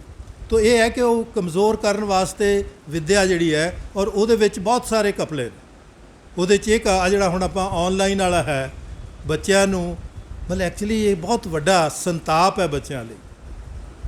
ਘਰ 'ਚ ਬਹਿ ਕੇ ਤੁਸੀਂ ਮਤਲਬ ਕਿੰਨਾ ਪੜ੍ਹ ਸਕਦੇ ਹੋ? ਸ਼ਾਇਦ ਜਾਂ ਤਾਂ ਪੇਰੈਂਟਸ ਦੀ ਜ਼ਿੰਮੇਵਾਰੀ ਮਤਲਬ ਹੋ ਗਈ, ਫਿਰ ਸਕੂਲ ਦੀ ਜ਼ਿੰਮੇਵਾਰੀ ਘਟ ਗਈ। ਲੇਕਿਨ ਦੂਜੇ ਬੰਨੇ ਹੈ ਕਿ ਜਿਹੜੀ ਚੀਜ਼ ਆਪਸ ਵਿੱਚ ਸਮਾਜਿਕ ਤੌਰ 'ਤੇ ਮਿਲ ਕੇ ਕੀਤੀ ਜਾ ਸਕਦੀ ਹੈ ਉਹ ਨਹੀਂ ਹੋ ਸਕਦੀ। ਤੋ ਇਸ ਕਰਕੇ ਜਿਹੜਾ ਇਹ ਪੂਰਾ ਇੱਕ ਤੰਤਰ ਬਣਾਇਆ ਗਿਆ ਕਿ ਲੋਕਾਂ ਨੂੰ ਕਮਜ਼ੋਰ ਕਿਵੇਂ ਕਰਨਾ ਹੈ। ਇਸੇ ਕਰਕੇ ਕਿਸਾਨਾਂ ਨਾਲ ਗੱਲ ਕਰਨ ਨੂੰ ਤਿਆਰ ਨਹੀਂ, ਕਿਉਂਕਿ ਇਨਸਾਨ ਜਿਹੜਾ ਹੈ ਉਹਦੇ ਬਾਰੇ ਵਿੱਚ ਕੋਈ ਚਿੰਤਾ ਨਹੀਂ ਹੈ। ਮਤਲਬ ਜਦੋਂ ਭਗਤ ਸਿੰਘ ਕਹਿ ਰਿਹਾ ਜਾਂ ਉਹਨਾਂ ਦੇ ਸਾਰੇ ਮਤਲਬ ਇਨਕਲਾਬੀ ਇਹ ਕਹਿੰਦੇ ਸੀ ਵੀ ਅਸੀਂ ਤੇ ਸਾਨੂੰ ਇਨਸਾਨ ਦੀ, ਜੋ ਇਨਸਾਨ ਨੂੰ ਪ੍ਰਭਾਵਿਤ ਕਰਦੀ ਚੀਜ਼, ਉਹ ਸਾਡੇ ਚਿੰਤਾ ਦਾ ਵਿਸ਼ਾ ਹੈ।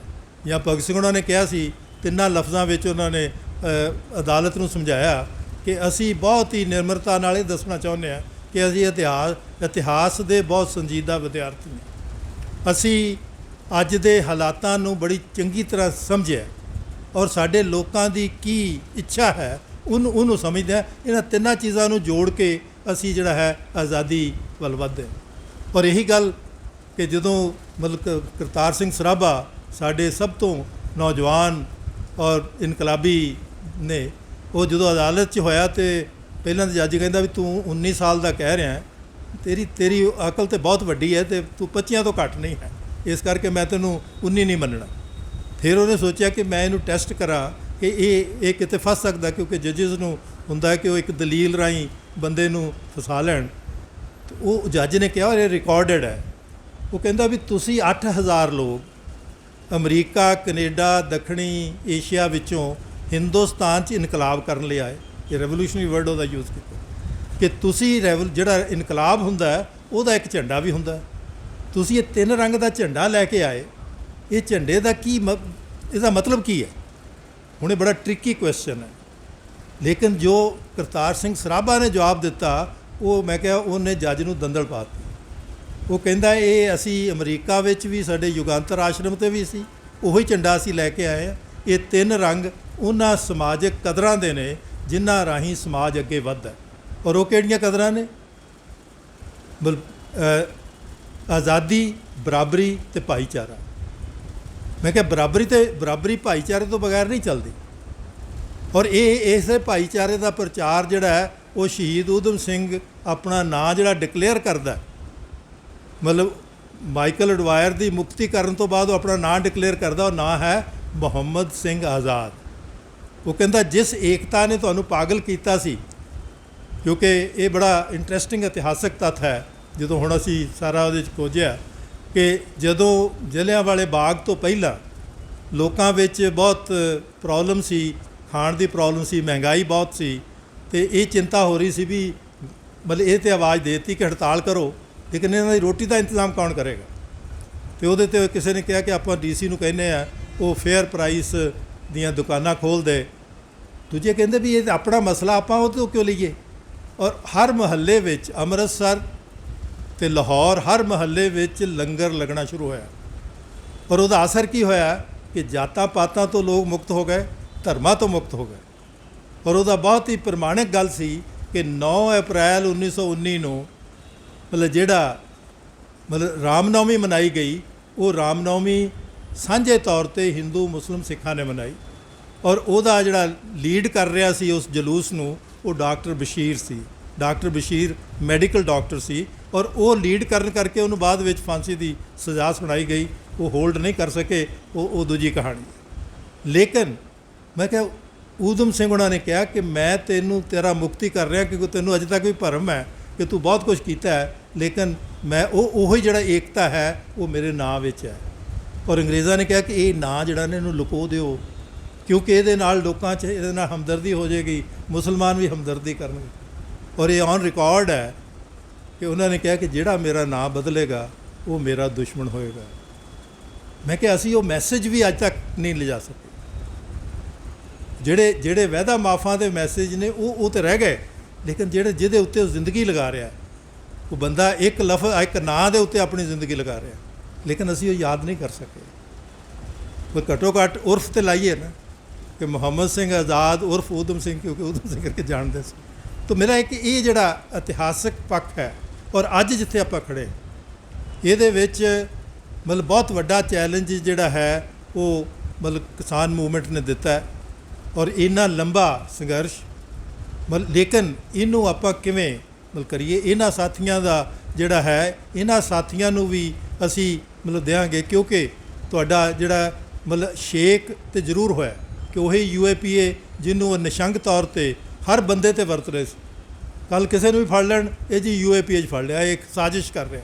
ਉਹ ਐਕਚੁਅਲੀ ਉਹਦੇ ਨਾਲ ਇਹ ਇਨਵੋਲਵਡ ਹੈ, ਜਿਹੜੀ ਸੁਰੱਖਿਆ ਦੀ ਗੱਲ ਕਰ ਰਹੇ ਸੰਦੀਪ, ਕਿ ਇਹਦਾ ਮਤਲਬ ਹੈ ਕਿ ਤੁਸੀਂ ਦੇਸ਼ ਦੇ ਰਾਜ ਭਾਗ ਨੂੰ, ਉਹ ਦੇਸ਼ ਕੀ ਹੋ ਗਿਆ? ਦੇਸ਼ ਕਾਰਪੋਰੇਟਾਂ ਦਾ ਇੰਟਰਸਟ ਹੋ ਗਿਆ, ਕਿਉਂਕਿ ਜਿੰਨੇ ਫੈਸਲੇ ਹੋ ਰਹੇ ਨੇ ਉਹ ਸਾਰੇ ਕਾਰਪੋਰੇਟ ਦੇ ਇੰਟਰਸਟ ਵਿੱਚ ਹੋ ਰਹੇ ਨੇ। ਤਾਂ ਇਸ ਕਰਕੇ ਆਪਣੇ ਲਈ ਜਿਹੜਾ ਚੈਲੰਜ ਹੈ, ਔਰ ਮੈਨੂੰ ਇਹ ਵੀ ਗੱਲ ਕਿ ਜਮਹੂਰੀ ਹੱਕ ਕੀ ਨੇ, ਕਿਉਂ ਅਸੀਂ ਚੇਤਨ ਹੋਏ, ਕਿਉਂਕਿ 26 ਜੂਨ ਨੂੰ ਐਮਰਜੈਂਸੀ ਦਾ ਦਿਨ ਆ ਰਿਹਾ। ਜਦੋਂ ਇੰਦਰਾ ਗਾਂਧੀ ਨੇ ਐਮਰਜੈਂਸੀ ਲਾਈ ਸੀ, ਉਹ ਤੋਂ ਪਹਿਲਾਂ ਸਾਨੂੰ ਸਾਰੇ ਬੜੇ ਨਿਸ਼ਚਿੰਤ ਸਾਂ ਕਿ ਦੇਖੋ ਜੀ ਇਹ ਕੌਂਸਟੀਟਿਊਸ਼ਨ ਦੇ ਵਿੱਚ ਸਾਡੇ ਵਿਧਾਨ 'ਚ ਲਿਖੇ ਹੋਈਆਂ ਧਾਰਾ ਨੇ, ਇਹਨਾਂ ਨੂੰ ਕੌਣ ਹਟਾ ਸਕਦਾ, ਮੇਰੇ ਹੱਕ ਨੂੰ ਕੌਣ ਕੁਝ ਕਹਿ ਸਕਦਾ। ਲੇਕਿਨ ਜਿੱਦਣ ਉਹਦੇ ਅਟਾਰਨੀ ਜਨਰਲ ਨੇ ਸੁਪਰੀਮ ਕੋਰਟ 'ਚ ਇਹ ਕਿਹਾ, ਕਿਉਂਕਿ ਜੱਜ ਨੇ ਪੁੱਛਿਆ ਕਿ ਇਹਦੇ ਤੋਂ ਬਾਅਦ ਲੋਕਾਂ ਦੇ ਜੀਵਨ 'ਤੇ ਵੀ ਤੁਸੀਂ ਸਮਝਦੇ ਤੁਹਾਡਾ ਹੱਕ ਹੈ? ਉਹ ਕਹਿੰਦਾ ਜੀ ਬਿਲਕੁਲ, ਲੋਕਾਂ ਦਾ ਜੀਵਨ ਜਿਹੜਾ ਸਾਡੀ ਮਰਜ਼ੀ 'ਤੇ ਹੈ, ਲੋਕਾਂ ਦੇ ਜੀਵਨ 'ਤੇ ਨਹੀਂ। ਉਦੋਂ ਸਾਨੂੰ ਆਇਆ, ਅਤੇ ਜਿੱਦਣ ਹਟੀ 77 ਵਿੱਚ, ਉਦੋਂ ਅਸੀਂ ਸਾਰਿਆਂ ਬੁੱਧੀਜੀਵੀਆਂ ਨੂੰ ਇਕੱਠਾ ਕੀਤਾ। ਅਸੀਂ ਕਿਹਾ ਭਾਈ ਕੱਲ੍ਹ ਤੱਕ ਆਪਾਂ ਜਿਹੜੇ ਭਰਮ ਸੀ, ਭਰਮ ਦੂਰ ਹੋ ਗਿਆ, ਪਰ ਇਹਦਾ ਨਿਪਟਾਰਾ ਕੀ ਹੈ? ਉਹਦੇ ਵਿੱਚ ਵੀ ਸੀਗੇ ਸਾਡੇ ਤਾਰਕੁੰਡੇ ਵਗੈਰਾ ਲੋਕ ਸੀਗੇ। ਉਹ ਕਹਿੰਦੇ ਨਹੀਂ ਹੁਣ ਸਿਵਲ ਲਿਬਰਟੀਜ਼ ਰਿਸਟੋਰ ਹੋ ਗਿਆ ਸੀ। ਕਿ ਇਹ ਰਿਸਟੋਰ ਨਹੀਂ ਹੋਈਆਂ, ਕਿਉਂਕਿ ਇਹ ਇੱਕ ਬਹੁਤ ਵੱਡਾ ਸੰਕਟ ਹੈ ਜਿਹਦਾ ਸੰਕੇਤ ਐਮਰਜੈਂਸੀ ਸੀ, ਔਰ ਉਦੋਂ ਤੋਂ ਜਿਹੜਾ ਚੱਲਿਆ ਹੋਇਆ।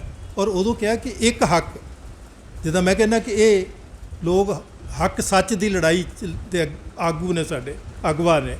ਔਰ ਹੱਕ ਸੱਚ ਦਾ ਕੋਈ ਰੰਗ, ਕੋਈ ਭੇਦ ਨਹੀਂ ਹੁੰਦਾ। ਹੱਕ ਸੱਚ ਦੀ ਲੜਾਈ ਮਤਲਬ ਇੱਕ ਮੂਲ ਲੜਾਈ ਹੈ। ਔਰ ਉਹਨੂੰ ਹੱਕ ਸੱਚ ਦੀ ਲੜਾਈ ਨੂੰ ਚਲਾਉਣ ਵਾਸਤੇ ਜਾਂ ਅਸੀਂ ਆਪਣੇ ਹੱਕਾਂ ਨੂੰ ਮਤਲਬ ਬਚਾਉਣ ਵਾਸਤੇ ਜਿਹੜਾ ਸਾਡਾ ਸੰਘਰਸ਼ ਦਾ ਹੱਕ ਹੈ, ਉਹ ਜਮਹੂਰੀ ਹੱਕ ਹੈ। ਇੱਕ ਜਮਹੂਰ ਦਾ, ਲੋਕਾਂ ਦਾ ਇਕੱਠੇ ਹੋ ਕੇ ਆਪਣੀ ਗੱਲ ਕਰਨ ਦਾ ਜਿਹੜਾ ਹੱਕ ਹੈ, ਉਹ ਕਾਇਮ ਰਹਿਣਾ ਚਾਹੀਦਾ। ਤੋ ਇਸ ਕਰਕੇ ਇਹ ਮਤਲਬ ਸਾਨੂੰ ਬਹੁਤ ਮਤਲਬ ਚੰਗਾ ਵੀ ਲੱਗਾ ਕਿ ਜਮਹੂਰੀ ਅਧਿਕਾਰ ਸਭਾ ਨੇ ਸੋਚਿਆ ਕਿ ਇੱਕ ਦਿਨ ਦੀ ਬਜਾਏ ਆਪਾਂ ਪੰਦਰਵਾੜਾ ਮਨਾ ਕੇ ਦੇਖੀਏ, ਜਿੱਥੇ ਜਿੱਥੇ ਜਦੋਂ ਵੀ ਹੋ ਸਕੇ। ਅਤੇ ਬਹੁਤ ਦੂਰ ਤੱਕ ਸਾਰੇ ਦੇਸ਼ ਵਿੱਚ ਮਤਲਬ ਲੋਕਾਂ ਨੇ ਇਹ ਹੰਗਾਰਾ ਦਿੱਤਾ ਔਰ ਇਸ ਦਿਨ ਨੂੰ ਮਨਾਇਆ, ਤਾਂ ਕਿ ਉਹਨਾਂ ਨੂੰ ਉੱਥੇ ਬੈਠਿਆਂ ਨੂੰ ਅਸੀਂ ਇਹ ਸੰਦੇਸ਼ ਦਿੰਦੇ ਹਾਂ ਕਿ ਤੁਸੀਂ ਜੰਗ ਅੰਦਰ ਲੜ ਰਹੇ ਹੋ, ਅਸੀਂ ਤੁਹਾਡੀ ਜੰਗ ਇੱਥੇ ਲੜ ਰਹੇ ਹਾਂ। ਔਰ ਅਖੀਰ 'ਤੇ ਅਸੀਂ ਜੰਗ ਜਿਹੜੀ ਹੈ ਉਹ ਲੋਕਾਂ ਦੇ ਹੱਕਾਂ ਨੂੰ ਕਾਇਮ ਕਰਕੇ ਲੜਨੀ ਹੈ। ਕਿਸਾਨ ਵੀ ਲੜ ਰਿਹਾ ਹੈ, ਮਜ਼ਦੂਰ ਵੀ ਲੜ ਰਿਹਾ ਹੈ, ਔਰ ਹਰ ਬੰਦੇ ਨੇ ਉਸ ਜੰਗ ਵਿੱਚ ਹਿੱਸੇਦਾਰ ਹੋਣਾ ਹੈ। ਔਰ ਇਹਦਾ ਇੱਕ ਆਖਰੀ ਜਿਹੜਾ ਹੈ ਕਿ ਜਿਹੜਾ ਮੈਂ ਵੈਸੇ ਤੁਹਾਡੇ ਲਈ ਛੱਡਣਾ ਚਾਹੁੰਦਾ ਕਿ ਉਸ ਜੰਗ ਨੂੰ ਪੱਕੇ ਕਰਨ ਲਈ, ਕਿਉਂਕਿ ਇਹ ਜਿਹੜਾ ਪੂਰਾ ਅਰਥਚਾਰਾ ਹੈ ਇਹਦੇ ਵਿੱਚ ਪਿੰਡ ਦਾ ਵਜੂਦ ਨਹੀਂ ਹੈ। ਤਾਂ ਅਸੀਂ ਕੋਈ ਪਿੰਡ ਦੀ ਸਕੀਮ ਸੁਣੀ ਹੈ? ਵਰਲਡ ਬੈਂਕ ਨੇ ਪਿੰਡਾਂ ਵਾਸਤੇ ਪੈਸਾ ਲਾਇਆ ਹੋਵੇ? ਅਗਰ ਲਾਇਆ ਹੈ ਤਾਂ ਉਹ ਜ਼ਮੀਨਾਂ ਨੂੰ ਕਿਵੇਂ ਕਾਰਪੋਰੇਟ ਨੂੰ ਦੇਣਾ ਉਹਦੇ ਲਈ ਲਾਉਂਦਾ। ਸ਼ਹਿਰ ਵਾਸਤੇ ਬਹੁਤ ਸਾਰੀਆਂ ਸਕੀਮਾਂ ਨੇ। ਕਰਜ਼ਾ ਜਿਹੜਾ ਹੈ ਉਹ ਸ਼ਹਿਰਾਂ ਦੇ ਸਿਰ ਦਿਨੋਂ ਦਿਨ ਵੱਧ ਰਿਹਾ, ਔਰ ਉਹ ਕਰਜ਼ੇ ਨੂੰ ਲੈਣ ਵਾਸਤੇ ਮਤਲਬ ਜਿਹੜੀਆਂ ਨੇ ਉਹ ਸਰਕਾਰਾਂ ਕੱਲ੍ਹ ਨੂੰ ਕਰਨਗੀਆਂ। ਔਰ ਇਹ ਜਿਹੜਾ ਹੈ, ਔਰ ਜਿੱਦਾਂ ਮੈਂ ਕਹਿ ਰਿਹਾ ਸੀ ਕਿ ਤੁਹਾਡੇ ਰਿਜ਼ਰਵ ਬੈਂਕ ਦੀ ਜਿਹੜੀ ਬੱਚਤ ਸੀ ਉਹ ਵੀ ਇਹ 2 ਸਾਲਾਂ 'ਚ ਖਾ ਗਏ। ਜਦੋਂ ਰਾਜਨ ਨੇ ਕਿਹਾ ਸੀ ਕਿ ਭਾਈ ਰਿਜ਼ਰਵ ਬੈਂਕ ਦੀ ਬੱਚਤ ਨੂੰ ਹੱਥ ਨਾ ਲਾਇਓ, ਕਿਉਂਕਿ ਜਦੋਂ ਅਰਥਚਾਰੇ 'ਤੇ ਸੰਕਟ ਆਇਆ ਤੇ ਉਹ ਆਪਣੇ ਘੱਟੋ ਘੱਟ ਕਫਰ 'ਚੋਂ ਕੱਢ ਕੇ ਤੁਹਾਨੂੰ ਕੁਛ ਤਾਂ ਦੇ ਦੇਣਗੇ। ਲੇਕਿਨ ਇਹਨਾਂ ਨੇ ਕਿਹਾ ਨਹੀਂ, ਸਾਡੀ ਹੁਣ ਦੀ ਲੋੜ ਜ਼ਿਆਦਾ ਜ਼ਰੂਰੀ ਹੈ। ਔਰ ਲੋੜ ਕੀ ਹੈ ਕਿ ਤੁਸੀਂ ਸਾਰਾ ਕੁਝ ਵੇਚ ਕੇ ਵੀ ਤੁਹਾਡਾ ਪੂਰਾ ਨਹੀਂ ਹੋ ਰਿਹਾ। ਮਤਲਬ ਜਿੰਨੀ ਅੱਜ ਤੱਕ ਮਤਲਬ ਜਿਹੜੀ ਸਮਾਜਿਕ ਦੌਲਤ ਬਣੀ ਹੈ ਲੋਕਾਂ ਦੀ, ਉਹਨੂੰ ਤੁਸੀਂ ਵੇਚ ਕੇ, ਔਰ ਵੇਚ ਕੇ ਕਰ ਵੀ ਕੀ ਰਹੇ ਹੋ? ਕੋਈ ਇਹ ਨਹੀਂ ਹੈਗੇ ਉਹਦੇ ਵਿੱਚੋਂ ਕੋਈ ਲੋਕਾਂ ਦੇ ਭਲੇ ਵਿੱਚ ਚੀਜ਼ ਜਾਰੀ ਹੋਵੇ। ਤੋ ਇਹ ਇਸ ਕਰਕੇ ਮਤਲਬ ਇਸ ਜੰਗ ਵਿੱਚ ਆਪਣਾ ਜਿਹੜੀ ਕਾਮਯਾਬੀ ਹੈ, ਜਿਵੇਂ ਪਹਿਲਾਂ ਵੀ ਕਿਹਾ, ਉਹ ਹੈ ਏਕਤਾ ਦੀ, ਸਮਝਦਾਰੀ ਦੀ, ਔਰ ਇਹਦੇ ਮੂਲ ਤੱਤ ਨੂੰ ਸਮਝਣ ਦੀ। ਅਤੇ ਜੇ ਆਪਾਂ ਸਮਝਾਂਗੇ ਅਤੇ ਜੇ ਜੰਗ ਹੈ ਉਹ ਕਮਜ਼ੋਰ ਕਰਨਾ ਚਾਹੁੰਦਾ ਹਰ ਨੀਤੀ ਦੇ ਮਗਰ, ਕਿਉਂਕਿ ਜੰਗ 'ਚ 2 ਹੀ ਚੀਜ਼ਾਂ ਹੁੰਦੀਆਂ ਨੇ, ਡਰ, ਕਮਜ਼ੋਰ ਕਰੋ ਅਗਲੇ ਨੂੰ ਜਿਹਨੂੰ ਤੁਸੀਂ ਦੁਸ਼ਮਣ ਸਮਝਦੇ ਹੋ, ਔਰ ਭਰਮ 'ਚ ਪਾ ਕੇ ਕਮਜ਼ੋਰ ਕਰ ਲਓ, ਡਰ ਨਾਲ ਕਮਜ਼ੋਰ ਕਰ ਲਓ। ਲੇਕਿਨ ਉਹਦਾ ਜਵਾਬ ਆਪਣਾ ਹੈ ਕਿ ਆਪਾਂ ਮਜ਼ਬੂਤੀ ਸਮਾਜ ਵਿੱਚ ਰੱਖਣੀ ਹੈ, ਸਮਾਜ 'ਚ ਏਕਤਾ ਨੂੰ, ਔਰ ਜਿਹੜੀਆਂ ਸਮਾਜਿਕ ਪ੍ਰੋਬਲਮਸ ਨੇ, ਔਰ ਉਹਦੇ 'ਚ ਕਿਉਂਕਿ ਬਹੁਤ ਸਾਰੇ ਸਾਥੀ ਸ਼ਾਇਦ ਪਿੰਡਾਂ ਤੋਂ ਹੋਣ, ਮੈਂ ਤੁਹਾਨੂੰ ਇੱਕ ਗੱਲ ਦੱਸਣਾ ਚਾਹੁੰਦਾ ਕਿ ਹਰ ਪਿੰਡ ਨੂੰ 600 ਰੁਪਈਆ ਪ੍ਰਤੀ ਜੀ ਸੈਂਟਰ ਗੌਰਮੈਂਟ ਤੋਂ ਡਾਇਰੈਕਟ ਮਿਲਦਾ ਹੈ। ਔਰ ਉਹਦੀ ਕੰਡੀਸ਼ਨ ਇਹ ਹੁੰਦੀ ਹੈ ਕਿ ਤੁਸੀਂ ਪਿੰਡ ਦੀ ਗ੍ਰਾਮ ਸਭਾ ਦੇ ਵਿੱਚ ਬਹਿ ਕੇ ਇਹ ਫੈਸਲਾ ਕਰਨਾ ਹੈ ਕਿ ਤੁਹਾਡੀ ਲੋੜ ਕਿਹੜੀ ਹੈ। ਜਦੋਂ ਤੁਹਾਨੂੰ ਕੋਈ ਪਿੰਡ ਗ੍ਰਾਂਟ ਦੇਣ ਆਵੇ ਨਾ, ਉਹਨੂੰ ਬਿਠਾ ਲਓ, ਉਹਨੂੰ ਕਹੋ ਵੀ ਤੂੰ ਕਿੱਥੋਂ ਲਿਆਇਆ ਹੈ। ਔਰ ਬਹੁਤੀ ਵਾਰੀ ਸੈਂਟਰ ਜਿਹੜਾ ਹੈ ਉਹ ਇਸ ਢਕੋਂਜ ਵਿੱਚ ਹੀ ਮਤਲਬ ਸਟੇਟ ਨਹੀਂ ਦਿੰਦਾ, ਜੀ ਤੁਸੀਂ ਪਿਛਲਾ ਹਿਸਾਬ ਨਹੀਂ ਸੀ ਦਿੱਤਾ, ਇਸ ਕਰਕੇ ਮੈਂ ਅਗਲੀ ਗ੍ਰਾਂਟ ਨਹੀਂ ਭੇਜ ਰਿਹਾ। ਤੋ ਇਹ ਜਿਹੜੀ ਹੈ ਇਹ ਕਿਸੇ ਦੀ ਨਹੀਂ ਹੈ, ਲੋਕਾਂ ਦਾ ਹੱਕ ਹੈ। ਔਰ ਇੱਕ ਜਾਣੇ ਅਣਜਾਣੇ ਵਿੱਚ ਉਹ ਗ੍ਰਾਮ ਸਭਾ ਦਾ ਹੱਕ ਤੁਹਾਨੂੰ ਦੇ ਗਏ ਨੇ, ਜਿਹੜਾ ਪਰਮਾਨੈਂਟ ਸਟਰਕਚਰ ਹੈ। ਹਰ ਵੋਟਰ ਜਿਹੜਾ ਹੈ ਉਹ ਗ੍ਰਾਮ ਸਭਾ ਦਾ ਮੈਂਬਰ ਹੈ, ਅਤੇ ਉਹ ਗ੍ਰਾਮ ਸਭਾ ਜਿਹੜੀ ਹੈ ਉਹ ਸਾਰਿਆਂ ਦਾ ਸਾਂਝਾ ਥਾਂ ਹੋਵੇ, ਔਰ ਸਾਂਝੀ ਮਤਲਬ ਉਹਦੇ 'ਚ ਹੋਵੇ, ਔਰ ਇਹਦੇ ਨਾਲ ਉਹ ਏਕਤਾ ਜਿਹਦੇ ਤੋਂ ਇਹਨਾਂ ਨੇ ਮਤਲਬ ਡਰਦੇ ਰਹਿਣਾ ਉਹ ਆਪਾਂ ਬਿਲਡ ਕਰ ਸਕਦੇ ਹਾਂ। ਤਾਂ ਇਹਦੇ 'ਤੇ ਵੀ ਵਿਚਾਰ ਕਰੀਏ, ਔਰ ਮਤਲਬ ਆਪਾਂ ਅੱਗੇ ਹੋ ਕੇ ਮਤਲਬ ਚੱਲੀਏ। ਔਰ ਇਹ ਵੀ ਹੈ ਕਿ ਅੱਜ ਜਿਹੜਾ ਤੁਸੀਂ ਲੜਾਈ ਕਿਸਾਨ ਵੀਰ ਮਜ਼ਦੂਰ ਲੜ ਰਹੇ ਨੇ, ਉਹ ਜਿਹੜੀ ਹੈ ਉਹ ਇਹ ਸਾਮਰਾਜਵਾਦ ਦੇ ਉਸ ਤੋਤੇ ਨੂੰ ਫੜਨ ਵਾਲੀ ਹੈ ਜਿਹਦੇ ਹੱਕ ਵਿੱਚ ਸਾਰਾ ਕੁਝ ਬੀਤ ਰਿਹਾ। ਤਾਂ ਇਸ ਕਰਕੇ ਆਪਾਂ ਉਹਨਾਂ ਨਾਲ ਵੀ ਜੁੜਦੇ ਹੋਏ, ਔਰ ਪਰਟੀਕੂਲਰਲੀ ਇਹਨਾਂ ਸਾਥੀਆਂ ਲਈ ਜਿਹੜੇ ਉੱਥੇ ਅੰਦਰ ਬੈਠੇ ਸਾਡੇ ਲਈ ਕੁਰਬਾਨੀ ਦੇ ਰਹੇ ਨੇ, ਕਿਉਂਕਿ ਕਿਸੇ ਦਾ ਕੋਈ ਨਿੱਜੀ ਹੱਕ ਨਹੀਂ, ਜਿਵੇਂ ਸਮਝਾਇਆ ਗਿਆ, ਉਹ ਲੋਕਾਂ ਦੇ ਹੱਕ ਦੀ ਆਵਾਜ਼ ਉਠਾਉਂਦੇ ਸੀ, ਉਹਦੇ ਵਾਸਤੇ ਉਹਨਾਂ 'ਤੇ ਹਮਲਾ ਹੈ। ਅਤੇ ਆਪਾਂ ਉਹਨਾਂ ਦੇ ਨਾਲ ਹਾਂ 'ਚ ਹਾਂ, ਅਤੇ ਘੱਟੋ ਘੱਟ ਹਾਂ ਦਾ ਨਾਅਰਾ ਤੇ ਮਾਰ ਸਕਦੇ ਆ, ਔਰ ਇਹ ਆਪਾਂ ਮਾਰ ਰਹੇ ਹਾਂ ਔਰ ਇਹ ਦੂਰ ਤੱਕ ਪਹੁੰਚਦਾ ਹੈ। ਤੋ ਬਹੁਤ ਬਹੁਤ ਧੰਨਵਾਦ। ਇਨਕਲਾਬ ਜ਼ਿੰਦਾਬਾਦ, ਸਾਮਰਾਜਵਾਦ ਮੁਰਦਾਬਾਦ।